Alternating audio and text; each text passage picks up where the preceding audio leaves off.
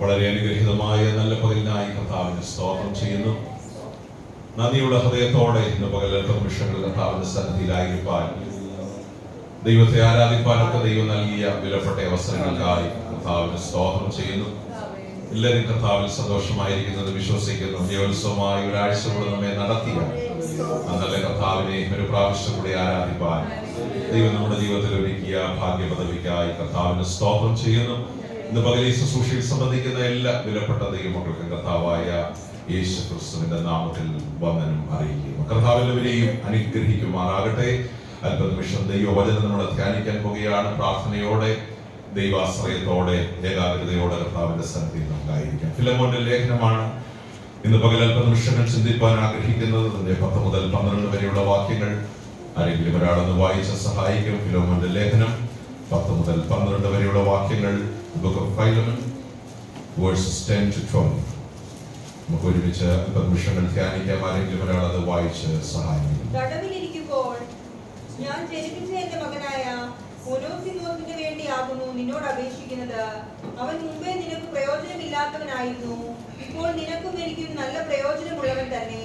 എനിക്ക് പ്രാണപ്രിയനായ അവനെ ഞാൻ മടക്കി അയച്ചിരിക്കുന്നു. വളരെ ചെറിയ ഒരു അധ്യായമാണ് ഫിലെമോന്റെ ലേഖനം എന്ന് പറയുന്നത്. വളരെ കുറച്ച് വാക്യങ്ങൾ മാത്രമുള്ള, എങ്കിലും വളരെ അർത്ഥവത്തായ, ചില വ്യക്തികളെ മാത്രം പരാമർശിക്കുന്ന ഒരു അനുഗ്രഹിക്കപ്പെട്ട ലേഖനം ദൈവത്തിന്റെ ദാസനായ പൗലോസിന്റെ കയ്യാൽ എഴുതപ്പെടുവാനിടയായി. പൗലോസ് എഴുതിയ 14 ലേഖനങ്ങളെ രണ്ടായിട്ട് തിരിച്ചാണ് നമ്മൾ പൊതുവെ പഠിക്കുന്നത്.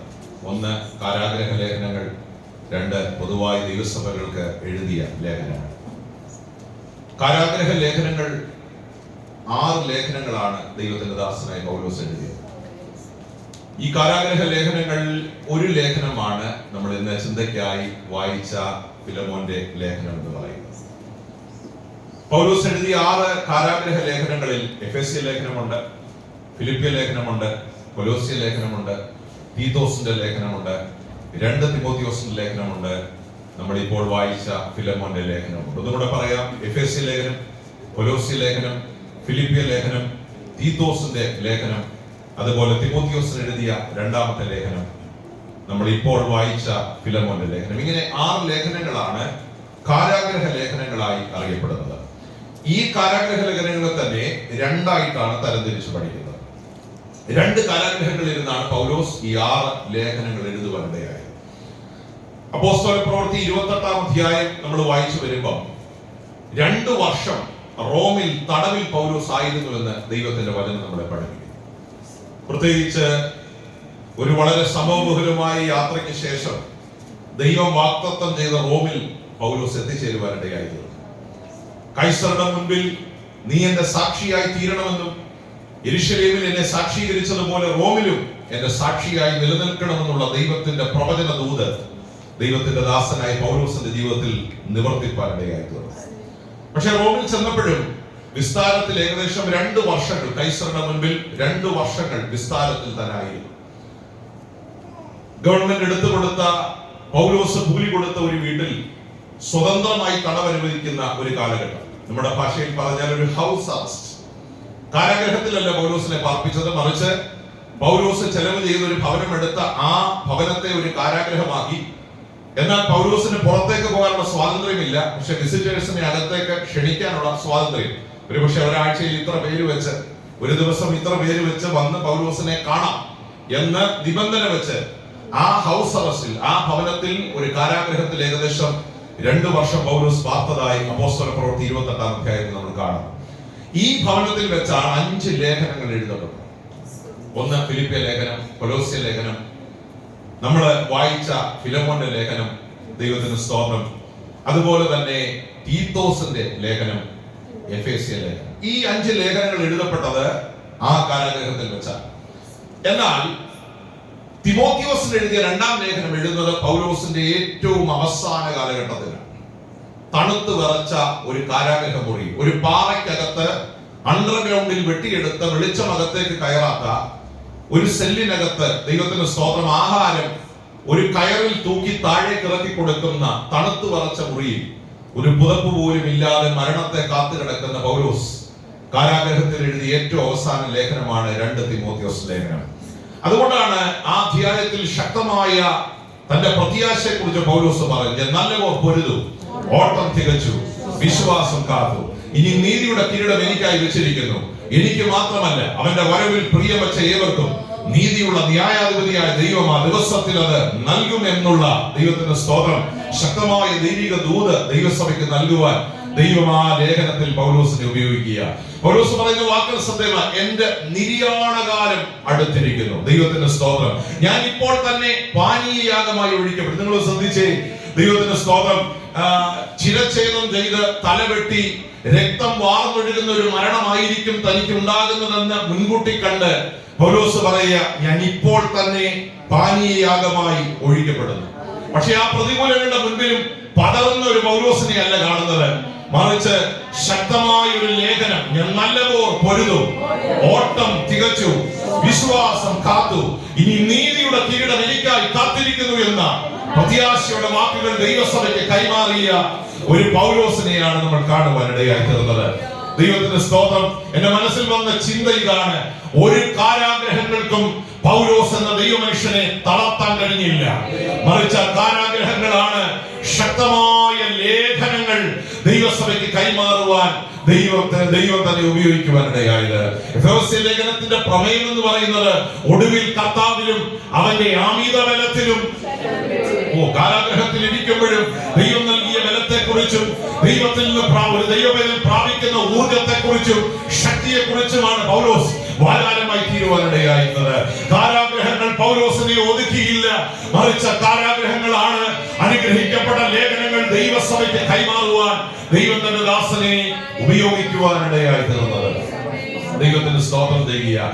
ഒരുപക്ഷെ പൗലോസിന്റെ ജീവിതം പഠിക്കുമ്പോൾ ദാവീദ് എന്ന ദൈവമനുഷ്യനോട് ചേർത്ത് വെച്ച് പഠിക്കേണ്ട ഒത്തിരി അനുഭവങ്ങൾ പൗലോസിന്റെ ജീവിതത്തിലുണ്ട്. നമുക്കറിയാം, 150ഓളം സങ്കീർത്തനങ്ങൾ എഴുതിയതിൽ ഏകദേശം പകുതിയും 75ഓളം സങ്കീർത്തനങ്ങൾ എഴുതിയത് ദൈവത്തിന്റെ ദാസനായ ദാവീദാണ്. ദൈവത്തിന്റെ സ്തോത്രം. ഈ സങ്കീർത്തനങ്ങളെ രണ്ടായി തിരിച്ചാ പഠിക്കുന്നത്. ദൈവത്തിന്റെ സ്തോത്രം. ദാവീദിന്റെ കാരാഗ്രഹങ്ങളും അല്ലാത്ത അനുഭവങ്ങളും സങ്കീർത്തനങ്ങളും. ഈ 75 സങ്കീർത്തനങ്ങളിൽ ഏകദേശം 39 സങ്കീർത്തനങ്ങൾ ദൈവത്തിന്റെ ദാസനായ ദാവീദ് എഴുതിയത് ഗുഹകളിൽ, ഗഹ്വരങ്ങളിൽ ശൗലിനെ പേടിച്ച് ഓടിപ്പോയ കാലഘട്ടത്തിലാണ്. ദൈവത്തിന്റെ സ്തോത്രം.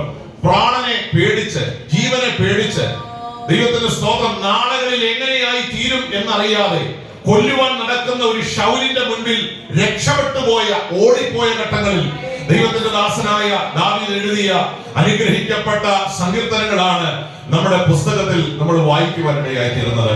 ദൈവത്തിന്റെ സ്തോത്രം. ഒരു ഓട്ടങ്ങൾക്കും ഒരു രക്ഷപ്പെടലുകൾക്കും ദാവീദിനെ തളർത്താൻ കഴിഞ്ഞില്ല, മറിച്ച് അവിടെ എല്ലാം ദൈവസഭയ്ക്ക് പ്രയോജനമായി തീരുന്ന അനേക സങ്കീർത്തനങ്ങൾ ദൈവദാസനിലൂടെ ദൈവത്തിന്റെ ആത്മാവ് കൈമാറുവാനിടയായി തീർന്നു. അങ്ങനെയെങ്കിൽ വചനം നമ്മളെ പഠിപ്പിക്കുന്ന ഒരു സത്യമുണ്ട്. ചില കാരാഗ്രഹങ്ങളാണ്, ചില ശോധനകളാണ് നമ്മിലുള്ള ശ്രേഷ്ഠമായ ചില ആത്മീയ അനുഭവങ്ങളെ പുറത്തു കൊണ്ടുവരുവാനിടയായി തീരുന്നത്. പൗലോസ് എന്ന ദൈവമനുഷ്യനെ ഈ കാരാഗ്രഹത്തിലും ദൈവം ഉപയോഗിക്കുവാനിടയായി തീർന്നു. ദൈവത്തിന്റെ സ്തോത്രം. എത്ര ശ്രേഷ്ഠമായ ലേഖനങ്ങളാണ് ദൈവസഭയ്ക്ക്, എത്ര പ്രചോദനം നൽകുന്ന വാക്കുകളാണ് ആ കാരാഗ്രഹ ലേഖനങ്ങളിൽ ദൈവസഭയ്ക്ക് കൈമാറുവാനിടയായി തീരുന്നത്. എന്റെ ചിന്ത ഞാൻ പറയാം, ഇങ്ങനെയുള്ള സാഹചര്യങ്ങളിലാണ് ദൈവം നമ്മളെ ഒത്തിരി ഉപയോഗിക്കുന്നത്. സ്തോത്രം. നമ്മിലുള്ള ഏറ്റവും ബെസ്റ്റ്, ഏറ്റവും ശ്രേഷ്ഠമായത് പുറത്തു വന്നത് കാരാഗ്രഹങ്ങളിലായിരുന്നു. പൗലോസിന്റെ ഏറ്റവും ബെസ്റ്റ് കാലഘട്ടം എന്ന് പറയുന്നത് ദൈവത്തിന്റെ സ്തോത്രം കൈസറുടെ മുമ്പിൽ പ്രസംഗിച്ചതോ ഫിലിപ്പിയിൽ സഭ സ്ഥാപിച്ചതോ ഒന്നുമല്ല എന്നാണ് എന്റെ വിശ്വാസം. ചില കാരാഗ്രഹങ്ങളാണ് പൗലോസ് എന്ന ദൈവമനുഷ്യനെ ചരിത്ര പുസ്തകത്തിൽ ശ്രേഷ്ഠനാക്കി മാറ്റുവാനിടയായി തീർന്നത്. ദൈവത്തിന് സ്തോത്രം ചെയ്യുക. എന്നൊന്നുകൂടെ പറയാം, പൗലോസ് പഠിച്ച തർക്കശാസ്ത്രങ്ങളോ ന്യായശാസ്ത്രങ്ങളോ അല്ല അദ്ദേഹത്തെ മഹാനാക്കി തീർത്തത്, ആ കാലഘട്ടത്തിൽ ശ്രേഷ്ഠനാക്കി തീർത്തത്. മറിച്ച് ദൈവം തന്റെ ജീവിതത്തിൽ അനുവദിച്ച ചില കാരാഗ്രഹങ്ങളാണ് തന്നെ ആൺമാറിയവനാക്കി അനേകായിരങ്ങൾക്ക് പ്രയോജനമുള്ളവനാക്കി തീർത്തതെന്ന് ഇന്ന് പകൽക്കാലം ദൈവജനം തിരിച്ചറിയണം. നമ്മെ കുറിച്ച് ദൈവം ആഗ്രഹിക്കുന്നത് നമുക്ക് മാത്രമല്ല, നമ്മുടെ ചുറ്റുമുള്ളവർക്കും നമ്മൾ ഒരു അനുഗ്രഹമായി തീരണമെന്നാണ്. നമ്മെ കുറിച്ച് ദൈവം ആഗ്രഹിക്കുവാനിടയായി തീർന്നത്. ദൈവത്തിന്റെ സ്തോത്രം. അങ്ങനെ റോമിലെ കാരാഗ്രഹത്തിൽ എഴുതിയ അനുഗ്രഹിക്കപ്പെട്ട ഒരു ലേഖനമാണ് ഫിലമോന്റെ ലേഖനം. അതാണ് നമ്മൾ ഇന്ന് പകൽ അല്പ നിമിഷങ്ങൾ ഒരുമിച്ച് ധ്യാനിക്കാൻ പോകുന്നത്. ഏകദേശം 25 വാക്യങ്ങൾ മാത്രമുള്ള ഒരു കൊച്ചു ലേഖനത്തിനകത്ത് വളരെ കുറച്ച് കഥാപാത്രങ്ങളെ മാത്രം ഉൾപ്പെടുത്തിയിരിക്കുന്ന ഈ ലേഖനത്തിൽ എഴുതപ്പെട്ട ഒരു പേരാണ്, ദൈവത്തിന്റെ സ്തോത്രം, ഒനേസിമോസ് എന്നൊരു പേര്. 10 മുതൽ 12 വരെയുള്ള വാക്യങ്ങളിൽ എത്ര ശ്രേഷ്ഠമായിട്ടാണ് ആ ദൈവമനുഷ്യനെ കുറിച്ച് പൗലോസ് അവിടെ എഴുതുവാനിടയായി തീരുന്നത്. ആ വാക്യങ്ങൾ ഒന്നും കൂടെ നമ്മൾ വായിക്കാൻ പോകുക. ദൈവമക്കൾ, ആ വാക്യങ്ങൾ ഒന്ന് ശ്രദ്ധിച്ചു കേൾക്കണം. ഈ ചിന്തകൾ, ഈ ചരിത്ര ഭാഗങ്ങൾ മനസ്സിലിരിക്കുമ്പോൾ 10 മുതൽ 12 വരെയുള്ള വാക്യങ്ങൾ ഒന്ന് വായിച്ച് സഹായിക്കുക. തടവിലിരിക്കുമ്പോൾ ഞാൻ ജനിപ്പിച്ച എന്റെ മകനായ ഒനേസിമോസിന് വേണ്ടിയാകുന്നു നിന്നോട് അപേക്ഷിക്കുന്നത്. അവൻ മുമ്പേ നിനക്ക് പ്രയോജനമില്ലാത്തവനായിരുന്നു, ഇപ്പോൾ നിനക്കും എനിക്കും നല്ല പ്രയോജനമുള്ളവൻ തന്നെ. എനിക്ക് പ്രാണപ്രിയനായ അവനെ ഞാൻ മടക്കി അയച്ചിരിക്കുന്നു. പ്രയോജനമുള്ളവനെന്നും പ്രാണപ്രിയൻ എന്ന 2 വാക്കുകൾ എന്റെ ഹൃദയത്തിൽ പരിശുദ്ധാത്മാവ് ഇന്ന് പകൽ ദൈവസഭയോട് സംസാരിക്കാൻ നൽകിയ ഒനേസിമോസ് എന്നൊരു വ്യക്തിയെ കുറിച്ച് പൗലോസ് സംസാരിക്കുമ്പോൾ 2 വാക്കുകളാണ് ഓർപ്പിക്കുന്നത്. ഒന്ന്, അവൻ പ്രയോജനമുള്ളവൻ. രണ്ടാമത്തെ വാക്ക് അതിന്റെ 12ാം വാക്യത്തിൽ, അവൻ എനിക്ക് പ്രാണപ്രിയനാണ്. എത്ര ശ്രേഷ്ഠമായ പദങ്ങൾ! ഒന്ന്, പ്രയോജനമുള്ളവൻ. രണ്ടവൻ എനിക്ക് പ്രാണപ്രിയനാണ്. ദൈവത്തിന് സ്തോത്രം ചെയ്യുക. പൗലോസ് ഒനേസിമോസിനെ ഓർക്കുമ്പോൾ പറയുക, he is so dear to me. അവൻ എനിക്ക് പ്രാണപ്രിയനാണ്. തീർന്നില്ല, അവൻ എനിക്ക് പ്രയോജനമുള്ളവനാണ്. he is so useful to me. അങ്ങനെയെങ്കിൽ ഞാൻ ഇങ്ങനെ ചിന്തിച്ചു, ദൈവം നമ്മെ ഓർക്കുമ്പോൾ നമ്മളെ കുറിച്ച് പറയുന്നത് എന്തൊക്കെയായിരിക്കും? സ്തോത്രം. ദോഹെ വന്നു, കുടുംബം പുലർത്തി, നാട്ടിലൊരു 10 സെന്റ് സ്ഥലം മേടിച്ചു, ഒരു കൊച്ചു വീട് വെച്ചു. 10-30 വർഷം കഴിഞ്ഞപ്പോ മാറാവുന്ന ഒരു സെന്റ് ഓഫ് മേടിച്ചു, നാട്ടിൽ പോയി. നമ്മുടെ ചരിത്രം അവിടെ അവസാനിക്കരുത്.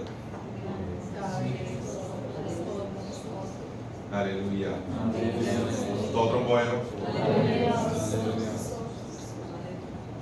അതൊന്നും ബൈബിളിൽ എഴുതാൻ പറ്റില്ല.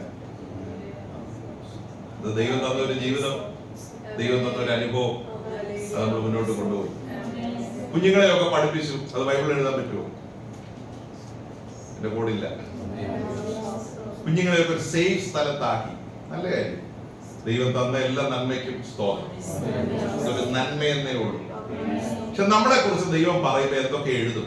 നിങ്ങൾ നിങ്ങളുടെ മനസ്സൊന്ന് ചിന്തിച്ച്, എന്റെ ഈ 30 വയസ്സല്ല, 20 വയസ്സല്ല, 40 വയസ്സല്ല, 50 വയസ്സ് നീണ്ട ജീവിതത്തിൽ എന്നെ കുറിച്ച് കർത്താവ് എന്തൊക്കെ പറയും?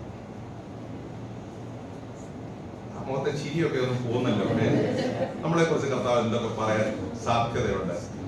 ഇവിടെ പൗലോസ് ഉപയോഗിക്കുന്ന വാക്കുകൾ, അവൻ എനിക്ക് പ്രാണപ്രിയനാണ്, അവൻ എനിക്ക് പ്രയോജനമുള്ളതാണ്.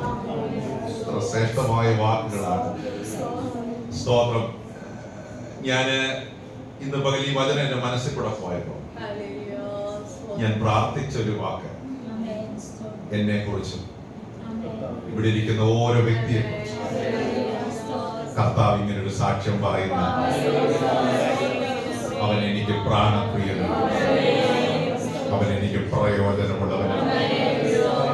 ഒരു നല്ല വിശ്വാസി എന്നല്ല, അവൻ എനിക്ക് ഉപയോഗമുള്ളവനാണ്.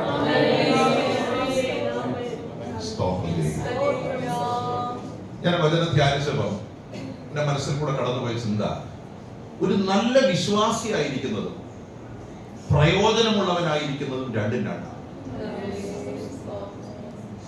ഒന്നുകൂടെ പറയുന്നു, ഒരു നല്ല വിശ്വാസിയായിരിക്കുന്നതും ദൈവത്തിന് പ്രയോജനമുള്ളവനായിരിക്കുന്നതും രണ്ടും രണ്ടാണ്.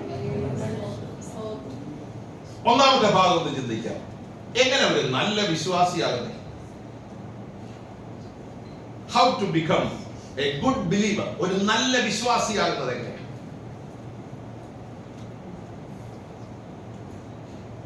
ചർച്ചിൽ കൃത്യമായി പോയാൽ, റെഗുലറായി പോയാൽ നമ്മൾ ആരാകും? റെഗുലറായി ദൈവത്തെ ആരാധിക്കുന്ന ഒരു വ്യക്തിയാണെങ്കിൽ, പ്രാർത്ഥിക്കുന്ന ഒരു വ്യക്തിയാണെങ്കിൽ നമ്മൾ ആരാകും? ഈ സഭയിൽ ഒരാൾ നല്ലൊരു വിശ്വാസിയാണെന്ന് പറയണമെങ്കിൽ ശരിക്കും നമ്മൾ എന്താ ഉദ്ദേശിക്കുന്നത്? ശരി, ഇപ്പൊ റോബിന് ഇവിടുത്തെ ഒരു നല്ല വിശ്വാസിയാണെന്ന് ഞാനങ്ങ് പറയുക, എന്റെ മനസ്സിൽ വരുന്ന ചിന്ത എന്തായിരിക്കും?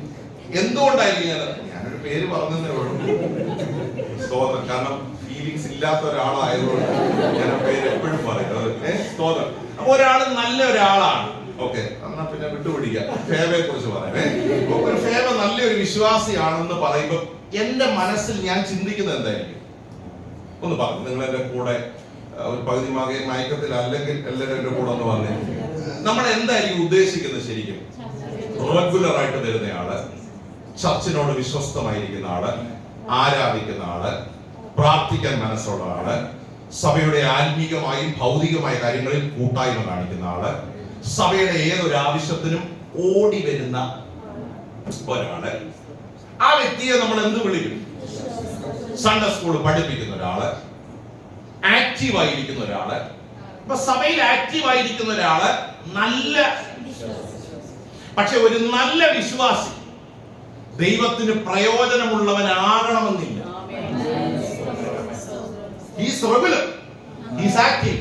പക്ഷെ ദൈവത്തിന് ഉപയോഗമുള്ളവനാകണമെന്നില്ല.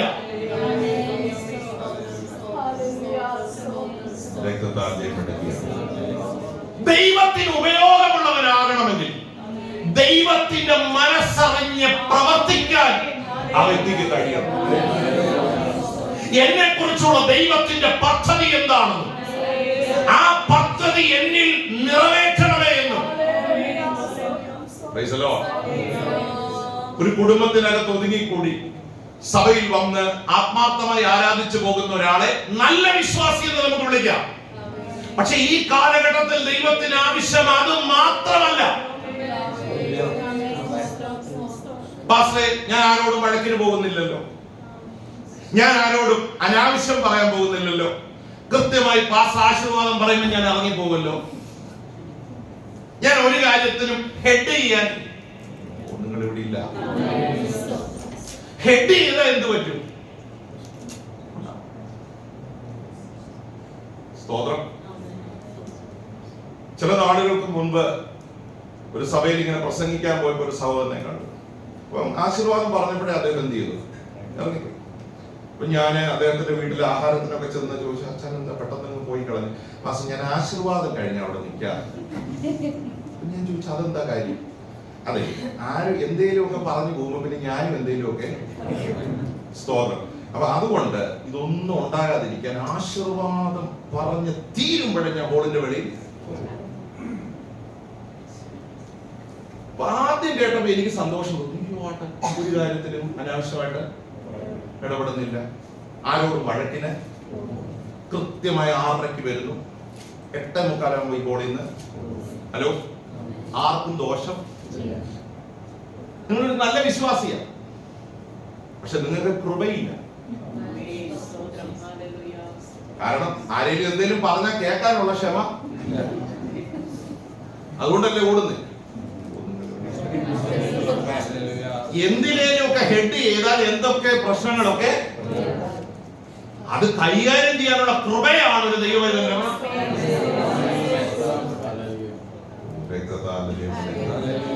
രക്തത്താൽ ഇപ്പൊ സേഫ് ആയിട്ട് പോകുന്നതാണോ നല്ലത്? ഞാൻ നേരത്തെ പറഞ്ഞ പോലെ ഒന്നിനും നിങ്ങളൊരു നല്ല വിശ്വാസിയാണ്, പക്ഷെ കൃപയുള്ളവരെയാ ദൈവത്തിന്.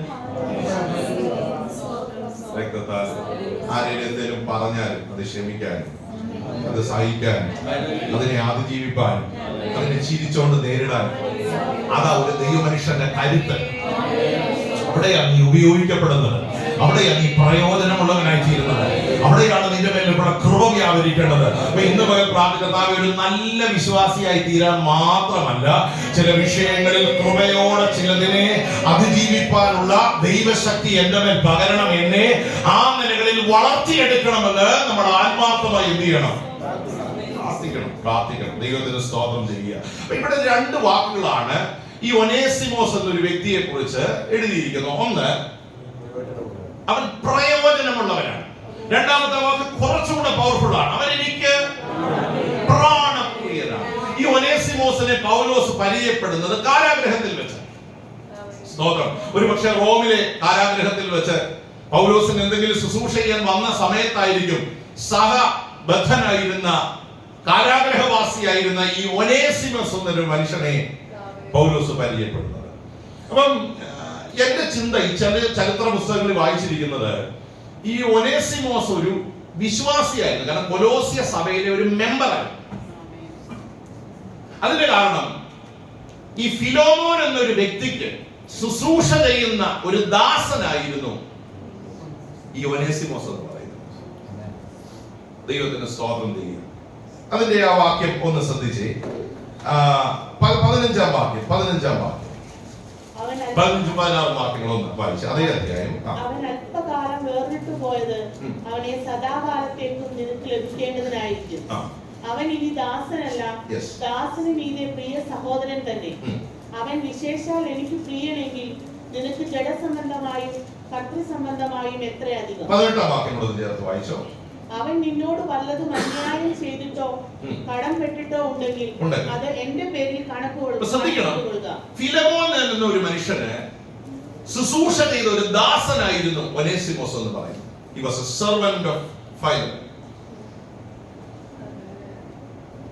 വലിയ അന്യായം ചെയ്തിട്ടുണ്ടെങ്കിൽ, കടപ്പെട്ടിട്ടുണ്ടെങ്കിൽ അത് ഞാൻ തന്നെ തന്നു തീർക്കാം എന്ന് പൗലോസ് പറയുക. ഈ ഫിലോമോൻ എന്ന് പറയുന്നത് കൊലോസ്യ സഭയ്ക്ക് ഒരു തൂണായി നിന്ന ഒരു മനുഷ്യനാണ്. മുന്നിൽ നിന്ന് ശുശ്രൂഷ ചെയ്ത എപ്പഫ്രാസിനെ പോലെ ശക്തരായ ദൈവദാസന്മാരുടെ കൂടെ ദൈവസഭയെ കെട്ടുപണി ചെയ്യാൻ ദൈവം ഉപയോഗിച്ച ഒരു ബാക്ക് ബോൺ ആയിരുന്നു, ഒരു നട്ടലായിരുന്നു ഫിലോമോൻ എന്ന് പറയുന്നത്. ഈ ഫിലോമോനുമായുള്ള ജീവിതത്തിൽ എവിടേക്കോ ചില സ്വരച്ചേർച്ചകൾ ഒനേസിമോസിന്റെ ജീവിതത്തിൽ വന്നു. അന്യായമായി ചിലത് ചെയ്തു. അങ്ങനെയാണ് ഈ ഒനേസിമോസ് തടവിലായത്. നിങ്ങൾ ശ്രദ്ധിച്ചേ, കൊലോസ്യ സഭയ്ക്ക് അനുഗ്രഹമായി തീരേണ്ട ഒരു വ്യക്തി കാരാഗ്രഹത്തിലാണ്. അവിടെ വെച്ചാണ് പൗലോസ് എന്നൊരു ദൈവമനുഷ്യൻ ഈ ഒനേസിമോസിനെ കാണുന്നത്. ഫിലോമോനോട് ചോദിക്കുക, ഒനേസിമോസ് ആരാണെന്ന് ചോദിച്ചാൽ ക്രൂരനായ, അന്യായം ചെയ്ത, കള്ളനായ ഒരു മനുഷ്യൻ. സ്തോത്രം. പക്ഷെ പൗലോസ് ആ മനുഷ്യനെ കുറിച്ച് പറയുന്നത് അവൻ എനിക്ക് പ്രയോജനമുള്ളവനാണ്, അവൻ എനിക്ക് എന്ന് വെച്ചാൽ ഇതിന്റെ നടുക്ക് എവിടെയോ ഒനേസിമോസിന്റെ ജീവിതത്തിൽ ദൈവം ഒരു രൂപാന്തരം വരുത്തി. ഇന്നലകളിൽ ഉണ്ടായിരുന്ന അഡ്രസ് മാറ്റി, ഇന്നലകളുടെ നിലവാരങ്ങൾ മാറ്റി, ദൈവത്തിന്റെ വചനത്തിൽ പറയുക പ്രാണ സ്നേഹിതനായി, പ്രിയനായി ദൈവം ആ വ്യക്തിയെ രൂപാന്തരപ്പെടുത്തി. സ്തോത്രം ചെയ്യുക. അങ്ങനെയെങ്കിൽ ഒരു ദൈവിക ദൂത് ഇന്ന് പകൽക്കാലം ദൈവമക്കൾ ശ്രദ്ധിക്കണം. നമ്മുടെ ഹിസ്റ്ററി ദൈവത്തിന് വിഷയമല്ല, നമ്മുടെ ഇന്നലകൾ ദൈവത്തിന് വിഷയമല്ല, നമ്മൾ ആരായിരുന്നു എന്നുള്ളത് ദൈവത്തിന് വിഷയമല്ല. ഇന്ന് പകൽ ഒരു വ്യക്തിയെ രൂപാന്തരപ്പെടുത്താൻ ദൈവത്തിന് പദ്ധതിയിട്ടിട്ടുണ്ടെങ്കിൽ, ഒരു മണ്ഡലത്തെ മാറ്റിയെടുക്കാൻ ദൈവം പദ്ധതിയിട്ടിട്ടുണ്ടെങ്കിൽ, കർത്താവ് ആ വ്യക്തിയിൽ വരുത്തുന്ന മാറ്റം ശ്രേഷ്ഠമായിരിക്കും. രക്തത്താൽ ജയമെടുക്കുക. ഈ കാരാഗ്രഹത്തിൽ വെച്ചാണ് ഈ ഒനേസിമോസ് ശരിക്കും കർത്താവിനെ അറിയുന്നത്. മുൻപ് വിശ്വാസിയായിരുന്നു ലേബലിൽ, പക്ഷേ ശരിക്കും ഒരു വിശ്വാസിയാകുന്നത് കാരാഗ്രഹത്തിൽ വെച്ച്. ഒനേസിമോസ് ഒത്തിരി പ്രസംഗം കേട്ടിട്ടുണ്ട്, ചിലപ്പോൾ ഒത്തിരി കൊലോസിയയിലെ ചർച്ചിൽ പോയിട്ടുണ്ട്, മീറ്റിംഗ് കൂടിയിട്ടുണ്ട്, ഉപവാസ പ്രാർത്ഥന കൂടിയിട്ടുണ്ട്, ചിലപ്പോൾ കർത്തൃമേശ എടുത്തു കാണും. പക്ഷേ ഒരു ലേബൽ വിശ്വാസിയാണ്. എല്ലാവരും ഇവിടെ ഉണ്ടോ? പേരിനൊരു സ്തോത്രം. അതുകൊണ്ടാണ് ആകാത്ത ജഡ സ്വഭാവങ്ങൾ തന്നിൽ ഉണ്ടായത്. ഉണ്ടായപ്പോൾ കാരാഗ്രഹത്തിലായി എന്നേക്കുമായി അഡ്രസ് പോകുന്ന പരിപാടിയാണ്. പക്ഷെ ഈ കാരാഗ്രഹത്തിൽ വെച്ച മനുഷ്യനെ മാറ്റിയെടുക്കാൻ ദൈവം ആഗ്രഹിച്ചു. സ്തോത്രം. കഴിഞ്ഞ ദിവസം ദൈവം ചിന്തിച്ചപ്പോ പറഞ്ഞത് ഓർക്കുന്നുണ്ടാകും. ഈ പൗലോസിന്റെ പഠിത്തമോ എഴുതാനുള്ള കഴിവോ ഒന്നുമല്ല ദൈവം നോക്കിയത്, പൗലോസിന്റെ ശൗര്യമായിരുന്നു. സ്തോത്രം. എന്റെ ചിന്ത, ഈ ഫിലമോനെ കള്ളനെന്ന് പറഞ്ഞ് ഇതിനകത്ത് പിടിച്ചിട്ട്, പക്ഷെ കർത്താവ് നോക്കിയത് അങ്ങനെയല്ല. ഇവന്റെ ജീവിതത്തെ മാറ്റിയ പ്രയോജനപ്പെടും. നിങ്ങൾ ശ്രദ്ധിച്ച്, ഇത്ര വലിയൊരു കള്ളൻ അന്യായം ചെയ്ത, ഞാനത് കുറച്ചും കൂടെ വിശദീകരിക്കാം. അങ്ങനെ ഒരാൾ ഈ സഭയിൽ വന്നാൽ നമ്മൾ എവിടെ ഇരുത്തും? എന്റെ കൂടെ ഉണ്ടോ? ഞാൻ ഉറപ്പായിട്ട് ഈ മുന്നിലെ 4 കസേരയില് കൂടെ ഉണ്ടോ? കാരണം നല്ല അഡ്രസ്സുള്ള ആളാ, പരസ്യമായി ഗവൺമെന്റ് കള്ളനെന്ന് വിധിച്ച ആളാ. ഏറ്റവും പുറയിലെ എന്ത് ചെയ്യത്തുള്ളൂ? ഹലോ, കൈ കൊടുക്കുന്നത് സൂക്ഷിച്ച്. വിശ്വാസികളുടെ പറഞ്ഞ പാസ്റ്റർ ശ്രദ്ധിച്ചോണം, പുള്ളിക്ക് ഭയങ്കര ചരിത്രമുള്ളതാണ്, സൂക്ഷിച്ചേ എന്ത് ചെയ്യാവും. പക്ഷേ ഞാൻ നോക്കുന്നത് പോലെ അല്ല കർത്താവ് വ്യക്തിയെ നോക്കി. ഞാൻ ഈ വചനം വായിക്കുമ്പോൾ എനിക്ക് ഭയങ്കര സന്തോഷം തോന്നുന്നു. എന്റെ കാഴ്ചപ്പാടല്ല ദൈവത്തിന്റെ കാഴ്ചപ്പാട്. നിന്റെ വിചാരങ്ങളല്ല എന്റെ വിചാരങ്ങൾ, നിന്റെ വഴികളല്ല. എപ്പോഴും ശ്രദ്ധിച്ചോണം, നമ്മൾ നോക്കുന്നത് പോലെ അല്ല കർത്താവ് ഒരു മനുഷ്യനെ നോക്കുന്നത്. കർത്താവ് ആഗ്രഹിക്കുന്നത് ഒത്തിരി ന്യൂനതകൾ ഉണ്ടാകും, പക്ഷെ ഇതിനകത്ത് പ്രയോജനമുള്ള ഒരു പാത്രമാണ്. പ്രാണപ്രിയനായി, പ്രാണസ്നേഹിതനായി, അനേകർക്ക് ഒരു ആശ്വാസമായി ഈ ഒരു വ്യക്തിയെ മാറ്റാൻ കഴിയുമോ എന്നുള്ളതാണ്. അങ്ങനെയെങ്കിൽ ചില നല്ല വശങ്ങളെ ദൈവം കാണുക കേട്ടോ. നമ്മുടെ അകത്ത് പ്രയോജനപ്പെടുത്താൻ കഴിയുന്ന, ഉപയോഗപ്പെടുത്താൻ കഴിയുന്ന ചില നല്ല വശങ്ങളെ ദൈവത്തിന്റെ ആത്മാവ് എന്ത് ചെയ്യുകയാണ്? ദൈവത്തിന്റെ സ്തോത്രം. രഹോബോത്ത് സഭയിലെ ഒരു സഹോദരനുണ്ട്. അദ്ദേഹം ഇപ്പൊ അവിടെ ഇല്ല, ഈ രാജ്യത്ത് നിന്ന് പോയി. പക്ഷെ അദ്ദേഹത്തെ ഓർക്കുമ്പോൾ എപ്പോഴും എന്റെ മനസ്സിൽ വരുന്ന ഒരു കാര്യം, ഒത്തിരി തകർച്ചയിലൂടെ കടന്നു വരും മനുഷ്യന് കേട്ടോ. ഒത്തിരി ജീവിതത്തിന്റെ തകർച്ചയിൽ. ഖത്തറിൽ ഒരു വ്യക്തി അങ്ങനെയൊക്കെ തകരുമെന്ന് ചോദിച്ചാൽ എനിക്കറിയില്ല. ദൈവത്തെ ഒത്തിരി തകർച്ചയിലൂടെ കടന്നു പോയ വ്യക്തിയാണ്. അദ്ദേഹമാണ് ആ വാഹനം എനിക്ക് മേടിച്ചത്, ദൈവസഭയ്ക്ക് വേണ്ടി മേടിച്ചത്. അപ്പം ചില സമയത്തൊക്കെ ഞങ്ങൾ രണ്ടുപേരും തമ്മിൽ ഇരുന്ന് സംസാരിക്കുമ്പോഴും പറയാറുണ്ട്, ഈ മനുഷ്യൻ വിശ്വാസത്തിൽ നിൽക്കുമോ? കാരണം അതുപോലെ തീവ്രമായ പ്രതിസന്ധികളാണ് ആ മനുഷ്യൻ കടന്നുപോയത്. അതൊക്കെ കേൾക്കുമ്പോൾ തന്നെ എന്റെ കൈ പറച്ചു പോകണം. അത്ര ഒരുപക്ഷെ നമുക്കൊന്ന് ഊഹിക്കാൻ പറ്റാത്ത വലിയ പ്രതിസന്ധിയിലൂടെ മനുഷ്യൻ കടന്നു. ഒരു മനുഷ്യനെ ദൈവത്തിന് ഇങ്ങനെയൊക്കെ തകർക്കാൻ പറ്റുമോ എന്ന് ഞാൻ ചിന്തിച്ചിട്ടുണ്ട്. ഒരല്പനേരം ഇരുന്നെങ്കിലും ഞാൻ ചിന്തിച്ചിട്ടുണ്ട്. അങ്ങനെ ഒരു മനുഷ്യനെ ദൈവം തകർക്കുന്നത് ഞാൻ കണ്ടിട്ടില്ല. ദൈവത്തിന് സ്തോത്രം. അപ്പൊ ചിലപ്പോൾ ഞങ്ങൾ തമ്മിൽ സംസാരിക്കുമ്പോഴും ഇങ്ങനെ പറയും, ഈ മനുഷ്യൻ വിശ്വാസത്തിൽ നിൽക്കുമോ എന്ന് പോലും ഞങ്ങൾക്ക് സംശയം തോന്നിയ കാലങ്ങളുണ്ട്. പക്ഷെ ദൈവം നിർത്തി കേട്ടോ. ദൈവം ആ മനുഷ്യനെ കൃപയോടെ നിർത്തി. പക്ഷെ ഇദ്ദേഹത്തിനുള്ള ഒരു ഗിഫ്റ്റ് ഞാൻ പറയാം. ഒത്തിരി പ്രതിസന്ധിയുടെ നടുവിലായാലും സാധാരണ ഞാൻ അദ്ദേഹത്തെ വിളിക്കാറുണ്ട്, അദ്ദേഹം എന്നെ വിളിക്കാറുണ്ട്. പക്ഷെ ഇടയ്ക്ക് എപ്പോഴേലും ഒന്ന് വിളിക്കും. അത് വിളിക്കുന്നത് എപ്പോഴായിരിക്കും അറിയാം? ഞാൻ ഏറ്റവും നിരാശപ്പെട്ടിരിക്കുന്ന സമയത്തായിരിക്കും. എന്തുകൊണ്ട് വിശേഷം? ഈ ശബ്ദം കേൾക്കുമ്പോഴേ നമ്മളങ്ങ് വിലപ്പെടും. ഭയങ്കര ഒരു ചാർജ് ചെയ്യുന്നൊരു കൃപയാണ്.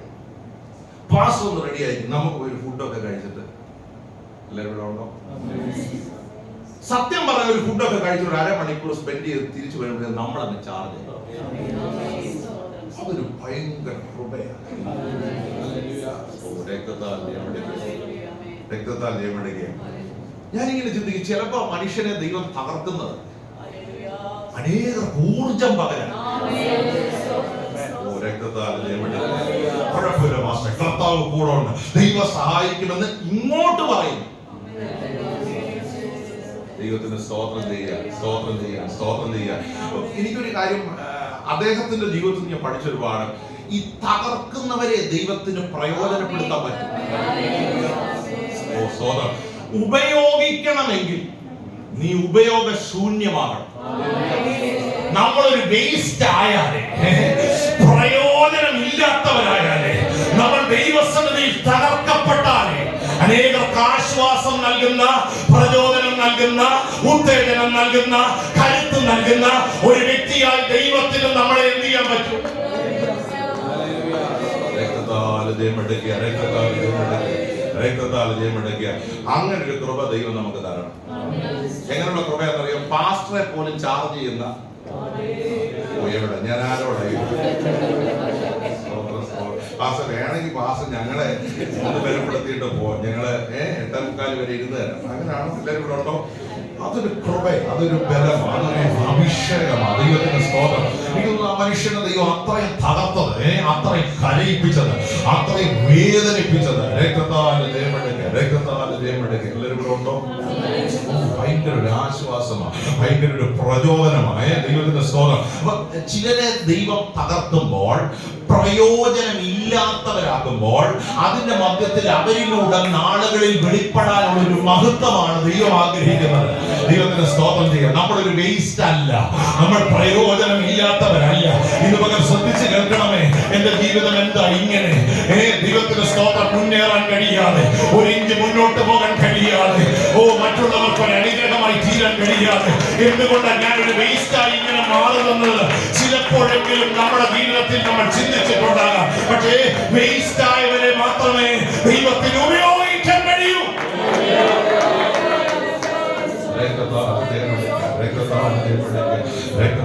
വേസ്റ്റായവരെ ദൈവത്തിന് ഉപയോഗിക്കാൻ കഴിയും.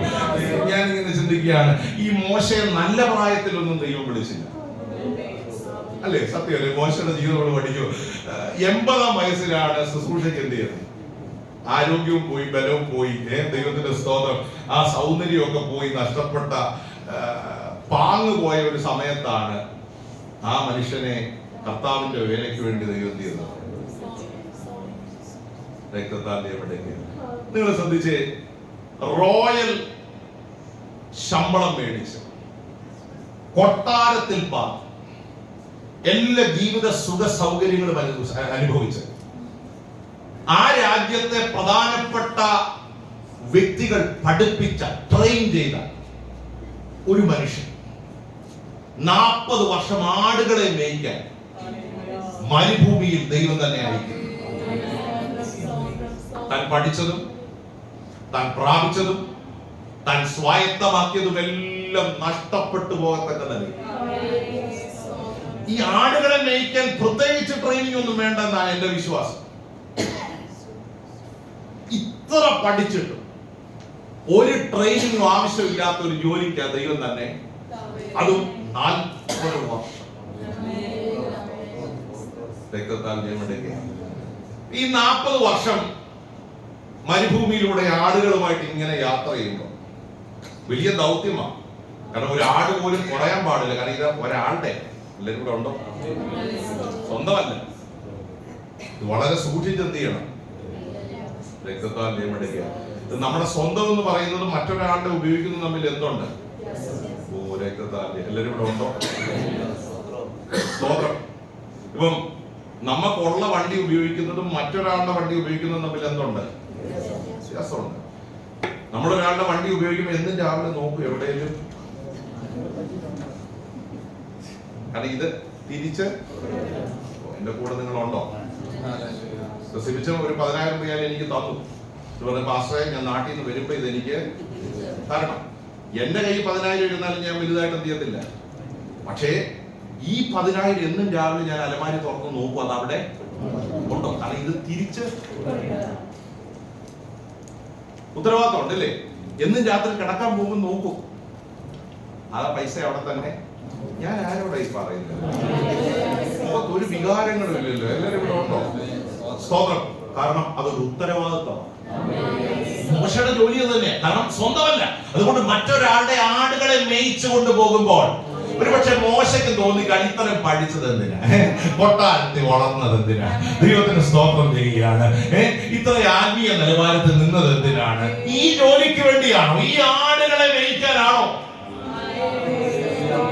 സ്തോത്രം, സ്തോത്രം, സ്തോത്രം, സ്തോത്രം, സ്തോത്രം, സ്തോത്രം, സ്തോത്രം, സ്തോത്രം. 40 വർഷം ആടുകളെ മേയിക്കാൻ നടന്നുകൊണ്ട് എന്ത് പറ്റുമെന്ന് അറിയാമോ? സംസാരശേഷി പോലും പോയി. ഈ സംസാരശേഷി പോലും ഇല്ലാത്തൊരു ഘട്ടത്തിലാണ് വിളിച്ചത്. നാക്കിന് ബലമില്ലാത്ത, ഒരു വാക്ക് മര്യാദയ്ക്ക് ഫറവോന്റെ മുമ്പിൽ നിന്ന് പറയാൻ പറ്റാത്ത, പാങ്ങില്ലാത്ത ഒരു കാലത്ത് ദൈവം വിളിക്കുക, മോശേ എന്റെ ശുശ്രൂഷ ചെയ്യാൻ. ഞാൻ ദൈവത്തോട് ചോദിച്ച, ദൈവമേ, നാക്കിന് സംസാരിക്കാൻ നല്ല സാമർത്ഥ്യം ഉള്ളപ്പോ വിളിച്ചില്ലല്ലോ. 40 വർഷം ആടുകളുടെ പുറകെ നടന്ന് ആരോഗ്യം പോയി, കഴിവ് പോയി, ചർമ്മമൊക്കെ ചുളിഞ്ഞ്, ദൈവത്തിന് സ്തോത്രം, പഠിച്ചതൊക്കെ മറന്ന് ഒരു വേസ്റ്റായി മാറിയ കാലം. എന്തിനാ അപ്പ വിളിച്ചത്? ദൈവത്തിന്റെ ആത്മാവിന് പറയാനുള്ള ദൂതിത, എടാ, കഴിവുള്ളവരെ അല്ല എനിക്ക് വേണ്ടത്, സാമർത്ഥ്യമുള്ളവരെ അല്ല എനിക്ക് വേണ്ടത്, മിടുക്കന്മാരെ അല്ല എനിക്ക് വേണ്ടത്, പ്രാപ്തിയുള്ളവരെ അല്ല എനിക്ക് വേണ്ടത്. വേസ്റ്റായ ചിലതിനെ, ഉപയോഗമില്ലാത്ത ചിലതിനെ, പ്രയോജനമില്ലാത്ത ചിലതിനെ.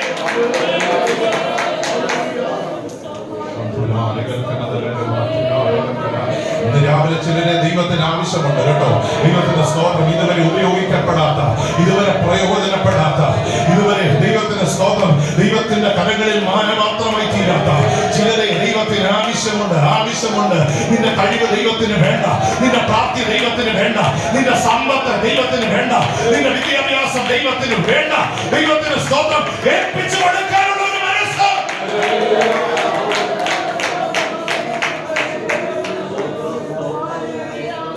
വചനത്തിൽ ഒത്തിരി വ്യക്തികളെ എന്റെ മനസ്സിലൂടെ കടത്തിവിട്ടപ്പോ അവരെയൊക്കെ പ്രയോജനപ്പെടുത്താൻ ദൈവം ചെയ്തത് വേസ്റ്റായ ഒരു കാലഘട്ടം അവരുടെ ജീവിതത്തിൽ ദൈവം അനുവദിച്ചു. ഉപയോഗശൂന്യമാക്കി തീർത്തിട്ട ദൈവം അവരെ ഉപയോഗമുള്ളതാക്കി. രാവിലെ ശ്രദ്ധിച്ചോണം, ഞാൻ ആ വാക്കൊന്നും കൂടെ പറയാം. ഉപയോഗശൂന്യമാക്കി തീർത്തിട്ട ദൈവം അവരെ മാനപാത്രങ്ങളാക്കി മാറ്റി. എത്ര പേർക്ക് ഇന്ന് പകൽ പ്രാർത്ഥിക്കാൻ കഴിയും? എന്നെ ഉപയോഗമുള്ളവനാക്കണമേ, എന്നെ മാനപാത്രമാക്കണമേ. എന്റെ കുടുംബത്തിന്, എന്റെ സഭയ്ക്ക്, എന്റെ സമൂഹത്തിന്, ഞാൻ ഉൾപ്പെട്ടിരിക്കുന്ന മേഖലകളിൽ ഞാൻ ഒരു അനുഗ്രഹമായി തീരേണ്ടതിന് എന്റെ ദൈവമേ, എന്റെ നാവിനെ, എന്റെ കരങ്ങളെ, എന്റെ ബുദ്ധിമണ്ഡലങ്ങളെ ഉപയോഗിക്കണമെന്ന് എത്ര പേർക്ക് പ്രാർത്ഥിക്കാൻ കഴിയും? സത്യം പറഞ്ഞ് നിങ്ങൾ ചിന്തിക്കണം, ഈ അഹരോനെ ദൈവം അനുവദിച്ചതല്ല, മറിച്ച് നിർബന്ധിച്ചപ്പോ കൊടുത്തത്. ഹലോ, മോശയുടെ നാവായിട്ട് അഹരോനെ ദൈവം അപ്പോയിന്റ് ചെയ്തല്ല, നിർബന്ധിച്ച് പറഞ്ഞു. എന്നെ കൊണ്ട് പറ്റത്തില്ലെന്ന് പറഞ്ഞപ്പോ പറഞ്ഞു അഹരോൻ നിന്റെ നാവായിരിക്കും എന്ന് വെച്ചാൽ അതിന്റെ അർത്ഥം എന്താ? ഈ കുഴഞ്ഞ നാവിനെയായിരുന്നു ദൈവത്തിന് വേണ്ടത്.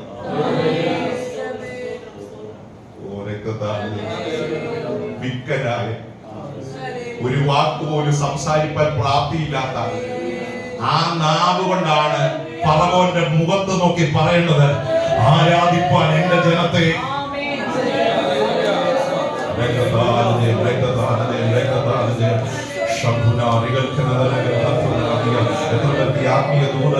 മനസ്സിലാകുന്നുണ്ട്, പ്രയോജനമില്ലാത്തതിനെയാണ് പ്രയോജനമുള്ളതാക്കി മാറ്റുന്നത്, ഉപയോഗമില്ലാത്തതിനെയാണ് ഉപയോഗമുള്ള പാത്രമാക്കി ദൈവം മാറ്റുന്നത്. ഞാനിവിടെ പറഞ്ഞിട്ടുണ്ടോ എന്ന് എനിക്കറിയില്ല. ദൈവത്തിന്റെ സ്തോത്രം. ചർച്ചകോടിന്റെ ഈസ്റ്റേൺ റീജിയൻ ഓവർസിയർ ആയിരുന്ന KM തങ്കച്ചൻ സാറ് പറഞ്ഞൊരു അനുഭവം എപ്പോഴും എന്റെ മനസ്സിൽ വരും. ദൈവത്തിന്റെ സ്തോത്രം. അപ്പം അദ്ദേഹത്തെ ഒരു സ്ഥലം ദൈവം, ഒരു വില്ലേജ് ദൈവം കാണിച്ചു, സ്വപ്നത്തിൽ കാണിച്ചു. എന്നിട്ട് പറഞ്ഞു, നീ അവിടെ പോയി കർത്താവിന്റെ വേല ചെയ്ത് സുവിശേഷം പറയണം, ചില ദിവസങ്ങൾ അവിടെ പാർക്കണം. അപ്പം ആ സ്ഥലം കാണിച്ചു കൊടുത്തു, ആ ലൊക്കേഷൻ കാണിച്ചു കൊടുത്തു. അപ്പം ആ സ്ഥലത്തേക്ക് ആ ദൈവദാസൻ ഒരു ടീമുമായി, ഏകദേശം 7-8 പേരുള്ള ടീമുമായി ഒറീസയിലെ ആ കൊച്ചു ഗ്രാമത്തിലേക്ക് പോകുക. അപ്പൊ ഒരു ഗ്രാമം എന്ന് പറയുമ്പോൾ ഒത്തിരി കാട്ടിനകത്തൂടെ നടന്നു വേണം ആ കൊച്ചു ഗ്രാമത്തിൽ കയറി ചെല്ലാൻ. വണ്ടിയൊന്നും പോകത്തില്ല. ഏകദേശം 8 കിലോമീറ്റർ നടന്നാലേ ദൈവത്തിന്റെ സ്തോത്രം ആ ഗ്രാമത്തിൽ എത്തിച്ചേരത്തുള്ളൂ. അപ്പൊ ദൈവം കൊടുത്ത ദർശനമായതുകൊണ്ട്, നിയോഗമായതുകൊണ്ട് അങ്ങനെ ആ ദൗത്യം ഏറ്റെടുത്ത് ഈ 7-8 പേര് കൂടെ അവരിങ്ങനെ യാത്ര ചെയ്ത് നടന്ന് 8 കിലോമീറ്റർ യാത്ര ചെയ്ത് ഈ കല്ലിനും മുള്ളിനും ഒക്കെ ദൈവത്തിന് മുകളിലൂടെ കാല് വെച്ച് ഈ കൊച്ചു ഗ്രാമം, ദൈവം കാണിച്ച ദർശന പ്രകാരം ഒരു കൊച്ചു ഗ്രാമത്തിലെത്തി. ട്രൈബൽസ് പാർക്കുന്ന ഒരു ഗ്രാമം, തികച്ചും ട്രൈബൽസ് പാർക്കുന്ന ഒരു ഗ്രാമം. അപ്പൊ അവിടെ ഒരു 3 ദിവസത്തെ യോഗം വെച്ചു. അപ്പൊ ഈ ഗ്രാമ മുഖ്യനൊക്കെ ഉണ്ട്. നമുക്ക് ഇഷ്ടം പോലെ യോഗം ഒന്നും വെക്കാൻ പറ്റത്തില്ല, അവരുടെ അനുവാദമൊക്കെ മേടിച്ച് എന്ത് ചെയ്യാൻ പറ്റും. അപ്പൊ ദൈവത്തിന്റെ സ്തോത്രം, അവരുടെ അനുവാദമൊക്കെ മേടിച്ച് ഞങ്ങൾ ഇന്നിടത്തുനിന്ന് വരുന്നതെന്നൊക്കെ പറഞ്ഞ് അവിടെ 3 ദിവസം ഒരു സുവിശേഷ യോഗം വെച്ചു. ദൈവത്തിന്റെ സ്തോത്രം. അപ്പം ഈ ദൈവദാസന്റെ മനസ്സിൽ ദൈവം ഇങ്ങനെ ദർശനം കൊടുക്കും. അദ്ദേഹം വിചാരിച്ചു, ഇവിടെ അനേക ആത്മാക്കൾ രക്ഷിക്കപ്പെടും, വിടുവിക്കപ്പെടും, ഈ ഗ്രാമം കർത്താവിന് വേണ്ടി നേടാൻ കഴിയും. ഭയങ്കര ആവേശത്തോടെ. കാരണം അതുകൊണ്ട് 8 കിലോമീറ്റർ എന്ത് ചെയ്തത്? നടന്നു. എല്ലാവരും ഇവിടെ ഉണ്ടോ? നടന്നു. കാരണം ദൈവം എന്തെങ്കിലുമൊക്കെ, കാരണം ഡയറക്ഷൻ വരെ പറഞ്ഞ ദൈവം എന്ത് ചെയ്തിരിക്കുന്നത്? വിട്ടിരിക്കുന്നത്. അപ്പൊ ദൈവം എന്തെങ്കിലും അവിടെ ചെയ്യുമെന്നുള്ള പ്രതീക്ഷയോടെ 3 ദിവസത്തെ യോഗം വെച്ചു. അവസാനം 3 ദിവസം കഴിഞ്ഞപ്പോൾ ഓൾട്ടർ കോൾ കൊടുത്തു. സ്തോത്രം. രക്ഷിക്കപ്പെടാൻ താല്പര്യമുള്ളവര് മുന്നോട്ട് വരാൻ പറഞ്ഞു. അപ്പൊ ഒരു 100 കണക്കിന് ആൾക്കാർ അവിടെ ഉണ്ട്. ഒരാൾ മാത്രം കൈപൊക്കി. ഒരാൾ മാത്രം ഭയങ്കര വിഷമായി. ഇതിനാണോ ദൈവം എന്റെ ഇതിനാണോ ദൈവം എന്റെ ഇത്രയും കിലോമീറ്റർ എത്തിച്ചത്? ഭയങ്കര വിഷമായി. ഒരാള് കൈപൊക്കി. അപ്പം എങ്കിലും ഒരു ചെറിയ ആശ്വാസം ആട്ടെ. ഒരാത്മാവ് ലോകത്തെക്കാളും, നമുക്ക് വാക്യമൊക്കെ ഉണ്ടല്ലോ. അപ്പൊ ആ വാക്യമൊക്കെ വെച്ച് അഡ്ജസ്റ്റ് ചെയ്ത് യുവാസ് ഇങ്ങനെ പറയുന്നത്, ഞാൻ ആ വാക്യമൊക്കെ വെച്ച് അഡ്ജസ്റ്റ് ചെയ്തു. ഒരാത്മാവ് ലോകത്തെക്കാൾ വിലയേറിയത്. അപ്പൊ ആ സന്തോഷത്തോടെ തലേ കൈവച്ചൊക്കെ പ്രാർത്ഥിച്ചു. അന്ന് ഗ്രാമത്തിന്റെ വീട്ടിലാണ് ആഹാരം കഴിച്ചുകൊണ്ടിരിക്കുമ്പോ ഒരാൾ വന്ന് പറഞ്ഞ, അച്ഛൻ എന്തോ പരിപാടിയെ കാണിച്ചു, അവൻ ഭ്രാന്തനാന്ന് പറഞ്ഞു. കൈപൊക്കിയ ആള്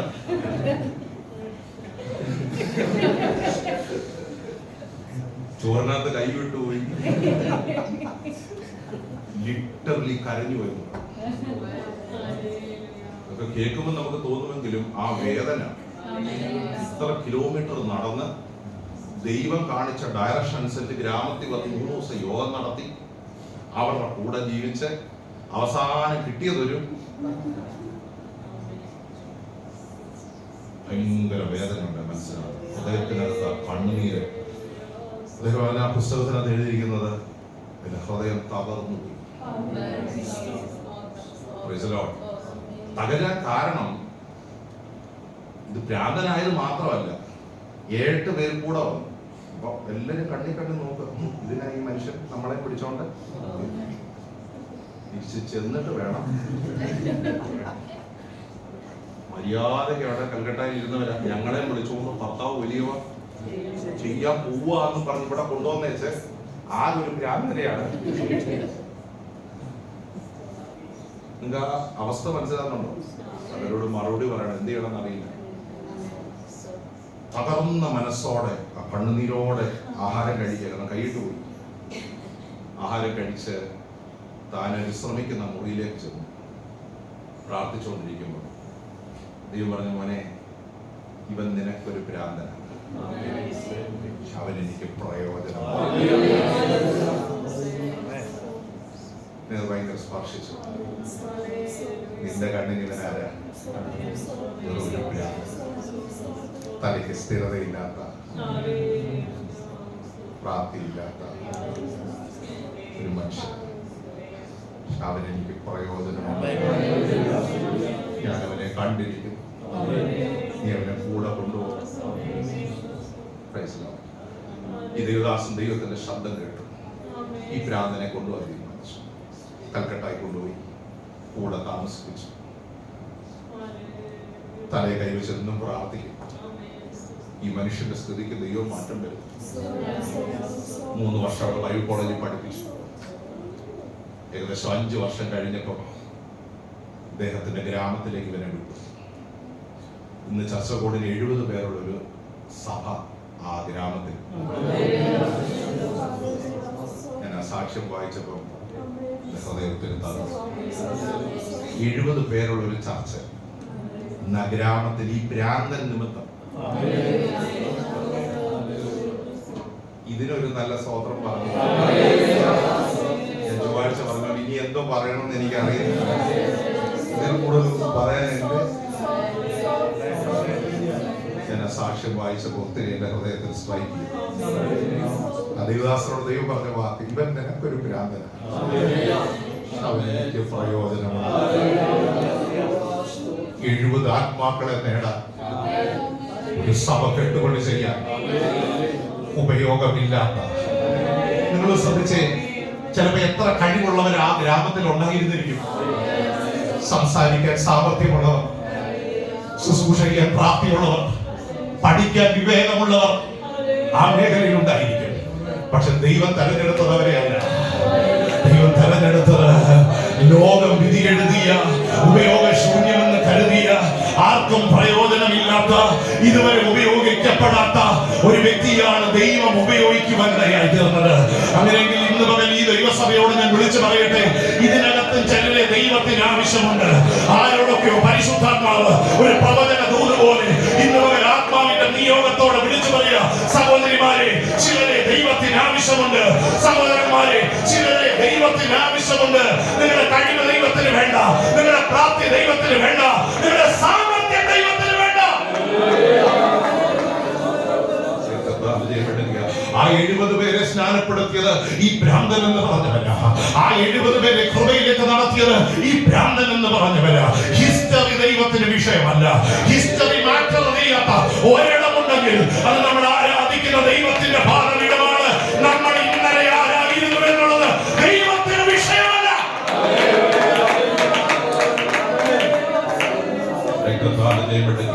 അങ്ങനെ ഒരു അഭിഷേകം ഈ ഹോളിൽ വ്യാപരിക്കട്ടെ.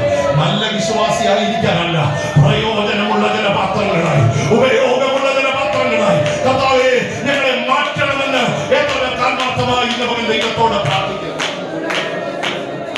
ഈ പ്രയോജനം ഉള്ളവൻ എന്നൊരു വാക്ക് പഠിക്കുമ്പോൾ അതിനകത്ത് കൊടുത്തിരിക്കുന്ന അർത്ഥം ഇതാണ്: ഒരു കാളയുടെ കഴുത്തിന് നുകം വെച്ച് ഒരു യജമാനൻ അതിനെ ഫീൽഡിൽ ഉപയോഗിക്കുന്നത് പോലെ. ആ വാക്കാണ് ഇവിടെ കൊടുത്തിരിക്കുന്നത്. ശ്രദ്ധിച്ചു കേൾക്കണമേ. ഒരു കാളയുടെ കഴുത്തിന് നുകം വെച്ച് അതിന്റെ ഇഷ്ടപ്രകാരമല്ല, യജമാനന്റെ ഇഷ്ടപ്രകാരം ഒരു വയലിനെ നല്ല മണ്ണായി രൂപപ്പെടുത്തി കൃഷിക്ക് യോഗ്യമാക്കി തീർക്കാൻ യജമാനൻ ഉപയോഗിക്കുന്നത് പോലെ.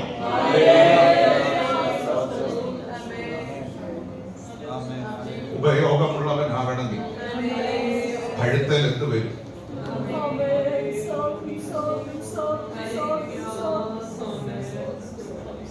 ഞാൻ ആ വാക്ക് ചിന്തിച്ചപ്പോ എനിക്കൊരു അത്ഭുതമായി തോന്നി. പ്രയോജനം എന്ന് പറയുമ്പോൾ ആർക്കാ ഇഷ്ടമല്ലാത്ത? ഇവിടെ ഇരിക്കുന്ന പ്രയോജനപ്പെടാൻ ആഗ്രഹിക്കുന്നവർ എത്ര പേരുണ്ടെന്ന് കഴിയും. ഇപ്പൊ പറയത്തില്ല, ഇതിന് മുമ്പായിരുന്നെങ്കിൽ എല്ലാവരും എന്ത് ചെയ്തേ അല്ലേ? ആർക്കാ ഇഷ്ടമല്ലാത്ത? കർത്താവിന് വേണ്ടി പ്രയോജനപ്പെടാൻ ആഗ്രഹമുള്ള എത്ര പേർ? ഈ വാക്യം വായിച്ചോണ്ട് എനിക്ക് മനസ്സിലായി. ആരുമില്ലേ? 2 മിനിറ്റ് മുമ്പായിരുന്നെങ്കിൽ ഉറപ്പുണ്ട് ഇതിനകത്തുള്ള സകലരും കഴിയും. പക്ഷെ പ്രയോജനപ്പെടണമെങ്കിൽ കഴുത്തേൽ യജമാനന്റെ നുകം വളരെ വേദനാജനകമാണ്. നുകത്തിന്റെ പ്രത്യേകത ഇത് പെയിൻഫുൾ, ഇത് വേദനിപ്പിക്കുന്നത്. സ്തോത്രം. ഇത് വെച്ചിരിക്കുന്നതും യജമാനൻ. യജമാനൻ വരയ്ക്കുന്ന വരയിലെ ഈ കാളപോത്തുള്ളൂ. റൂട്ട് മാപ്പ് തയ്യാറാക്കുന്നത് യജമാനൻ.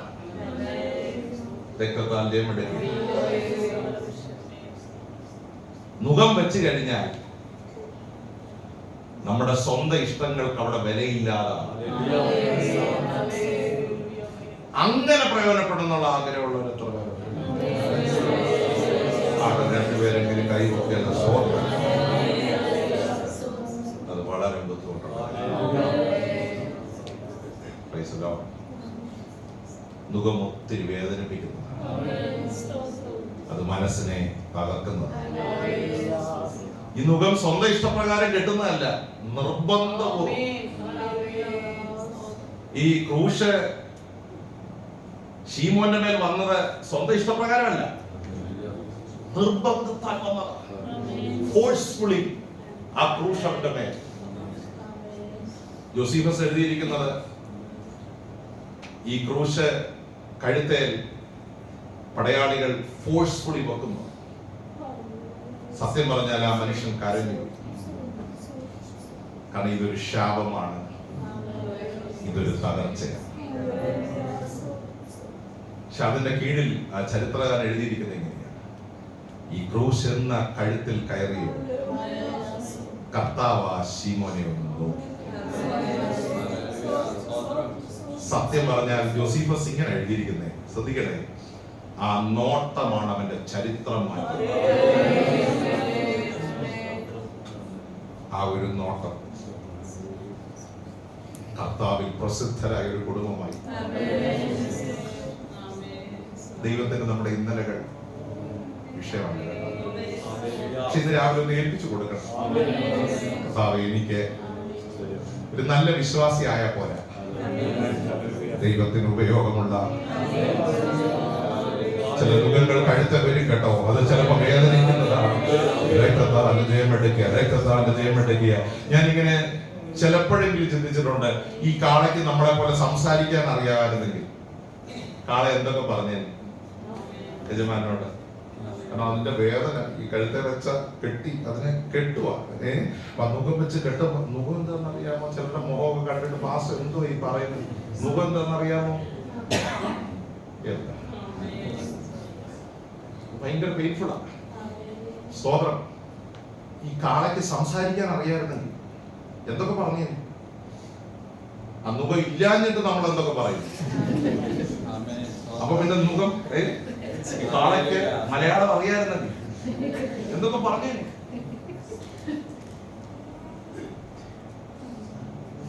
ഒരു നുഖമില്ല, നമ്മൾ എത്ര ലൈസൻസ് ഇല്ലാതെ എന്തൊക്കെ സംസാരിക്കാൻ ആ പ്രാണിക്ക് അറിയാമായിരുന്നെങ്കിൽ അത് യജമാനോട് എന്തൊക്കെ ചോദിച്ചേ. ഞാൻ എന്ത് തെറ്റാ? സത്യം പറഞ്ഞ ഈ കാള യജമാനോട് എന്തേലും തെറ്റിയത് ഇല്ല. ദോഷം ചെയ്തോ? കൂട്ടിപ്പിടിപ്പിച്ചോ? ഓ, എല്ലാരും ഇവിടോട്ടോ. അപമാനിച്ചോ? തെറ്റ് ചെയ്യാതല്ലേ നുഖം കഴുത്തെ കയറിയോ? പക്ഷേ യജമാൻ ഈ കാളയോട് പറയാൻ ഒരു കാര്യമുണ്ട്. നുഖം വെച്ചാലേ പ്രയോജനമുണ്ടാകും. നല്ല നിലം പുറത്തു വരണമെങ്കിൽ, കൃഷിക്ക് യോഗ്യമായ ഒരു പുരയിടമായി ഇത് മാറണമെങ്കിൽ അങ്ങനെയുള്ള ഒരു അഭിഷേകം ഇന്ന് പകൽ ചില ദൈവമക്കളുടെ മേൽ ഈ ആരാധനയുടെ ആലയത്തിൽ വെളിപ്പെടുമാറാകട്ടെ.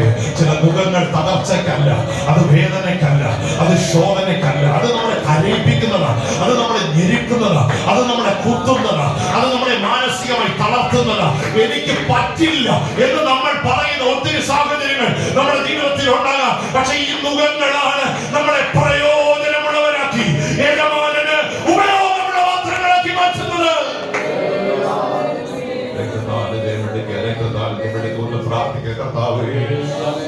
പ്രയോജനമുള്ളവരാക്കി തീർക്കണമേ. രണ്ടാമത്തെ പദം കുറച്ചുകൂടെ അർത്ഥവത്തായി എനിക്ക് തോന്നി. എനിക്ക് പ്രാണപ്രിയനായ അവനെ ഞാൻ മടക്കി അയച്ചിരിക്കുന്നു. കാരാഗ്രഹത്തിൽ ദൈവത്തിന് സ്തോത്രം, ദൈവിക രൂപാന്തരം ഒരു വ്യക്തിയിൽ വ്യാപരിച്ചപ്പോൾ പൗലോസ് ആ വ്യക്തിയെ കുറിച്ച് പറയാ, അവൻ എനിക്ക് പ്രാണപ്രിയനാണ്. ഒരു വ്യക്തിയെ ദൈവം എങ്ങനെ മാറ്റിയെടുക്കുക? അവൻ എനിക്ക് പ്രാണപ്രിയനാണ്. ദൈവത്തിന് സ്തോത്രം ചെയ്യുക. ആ 16-ാം വാക്യം ഒന്ന് വായിച്ച് അതിനകത്ത് ഒരു വാക്കുകൂടെ ഒന്ന് അടർത്തിയെടുക്കാനുണ്ട്. 16-ാം വാക്യം, verse 16. അവൻ ഇനി ദാസനല്ല, ദാസന് മീതെ പ്രിയ സഹോദരൻ തന്നെ. അവൻ വിശേഷാൽ എനിക്ക് പ്രിയനെങ്കിൽ നിനക്ക് ജഡസംബന്ധമായും കർത്തസംബന്ധമായും എത്രയധികം. ദൈവം മാറ്റിയ ഒരാളെ പൗലോസ് പരിചയപ്പെടുത്തുക. അവൻ ഇനി ദാസനല്ല, ദാസന് മീതെ. ദൈവം ഒരു വ്യക്തിയെ മാറ്റിയെടുത്താൽ വ്യക്തിയെ പൗലോസ് അഭിസംബോധന ചെയ്യുക. അവൻ നിനക്ക്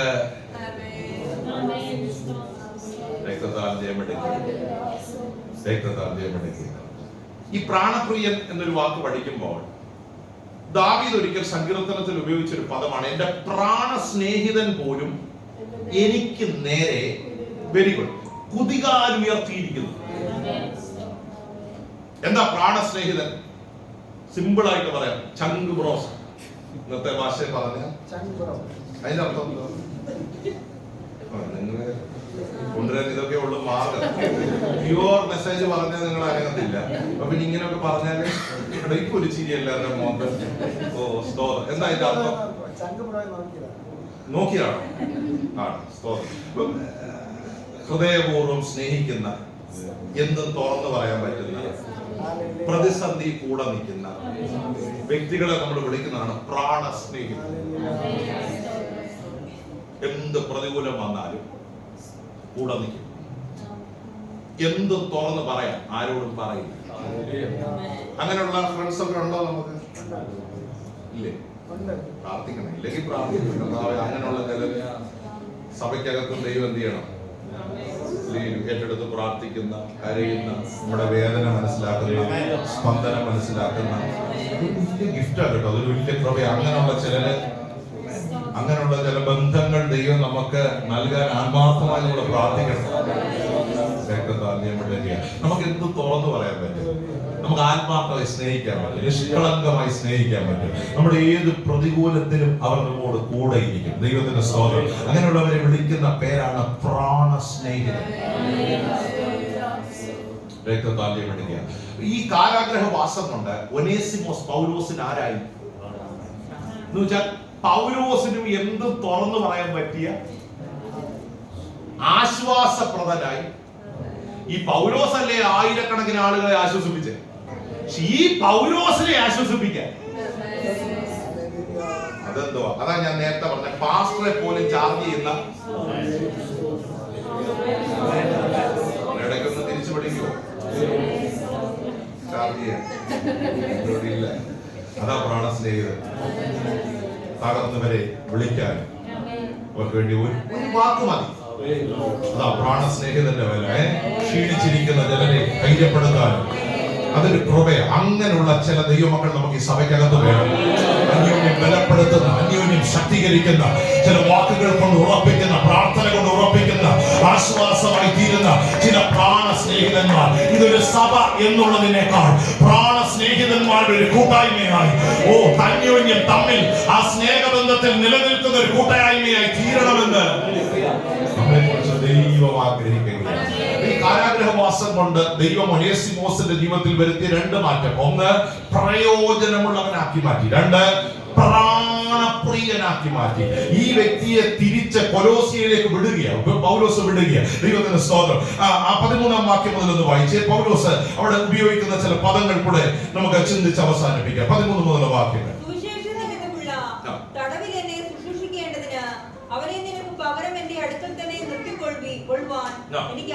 എന്റെ ആഗ്രഹം കൂടെ നിർത്താനായിരുന്നു. അടുത്ത വാക്ക്, എങ്കിലും നിന്റെ ഗുണം നിർബന്ധത്താൽ എന്ന പോലെയല്ല, മനസ്സോടെ ആകേണ്ടതിന് നിന്റെ സമ്മതം കൂടാതെ ഒന്നും ചെയ്യുവാൻ എനിക്ക് മനസ്സിലായിരുന്നു. അടുത്ത വാക്യം കൂടി. അവൻ അല്പകാലം വേർപെട്ടു പോയത് അവനെ സദാകാലത്തേക്കും നിനക്ക് ലഭിക്കേണ്ടതിനായിരിക്കുന്നു. അവൻ ഇനി ദാസനല്ല, ദാസന് മീതെ പ്രിയ സഹോദരൻ തന്നെ. ശ്രദ്ധിക്കണം, പൗലോസിന് മനസ്സിലായി എനിക്ക് ആശ്വാസവും ബലവുമായി തീർന്ന ഈ വ്യക്തിയെ തിരിച്ചയച്ചാൽ ഒരു സഭയ്ക്ക് ഈ മനുഷ്യൻ പ്രയോജനമാണ്. കാരാഗ്രഹത്തിൽ എനിക്ക് ഈ വ്യക്തി എന്തായിരുന്നു? ഒരാശ്വാസമായിരുന്നു. പക്ഷെ തിരിച്ചയച്ചാൽ നൂറുകണക്കിന് ആളുകൾക്ക് നാളുകളിൽ ഈ വ്യക്തി ആരായി മാറും. അങ്ങനെയെങ്കിൽ അങ്ങനെ ഒന്ന് പ്രാർത്ഥിക്കാം. എനിക്ക് പ്രയോജനമുള്ളവനാകണം. അനേകരുടെ പ്രാണസ്നേഹിതനായി, അനേക ഹൃദയങ്ങളെ തണുപ്പിക്കുന്ന ഒരു വ്യക്തിയായി എല്ലാ കണ്ണുകളും ഒരു നിമിഷം ദൈവസന്നിധിയിൽ അടച്ച് ഈ വചനത്തിന് മുൻപിൽ ദൈവകരങ്ങളെ സമർപ്പിച്ചത് പ്രാർത്ഥിച്ചു തുടങ്ങുകയാണ്.